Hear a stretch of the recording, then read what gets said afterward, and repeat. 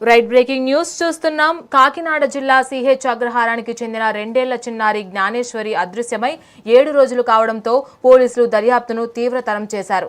చిన్నారితో పాటు అదృశ్యమై మళ్లీ తిరిగొచ్చిన పెంపుడు కుక్కకు జీపీఎస్ ట్రాకర్ అమర్చి అది తిరిగిన ప్రదేశాలన్నిటినీ జల్లెడ పడుతున్నారు.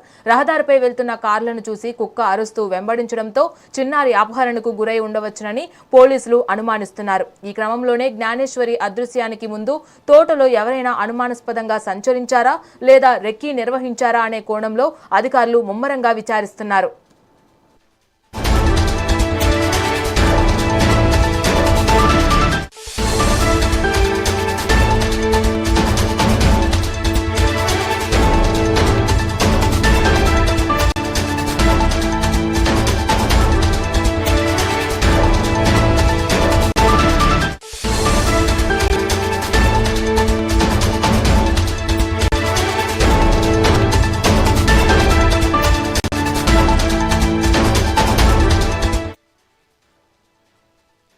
రైట్ బ్రేకింగ్ న్యూస్ చూస్తున్నాం. కాకినాడ జిల్లా సిహెచ్ అగ్రహారానికి చెందిన 2 ఏళ్ల చిన్నారి జ్ఞానేశ్వరి అదృశ్యమై 7 రోజులు కావడంతో పోలీసులు దర్యాప్తును తీవ్రతరం చేశారు. చిన్నారితో పాటు అదృశ్యమై మళ్లీ తిరిగొచ్చిన పెంపుడు కుక్కకు జీపీఎస్ ట్రాకర్ అమర్చి అది తిరిగిన ప్రదేశాలన్నింటినీ జల్లెడ పడుతున్నారు. రహదారిపై వెళ్తున్న కార్లను చూసి కుక్క అరుస్తూ వెంబడించడంతో చిన్నారి అపహరణకు గురై ఉండవచ్చునని పోలీసులు అనుమానిస్తున్నారు.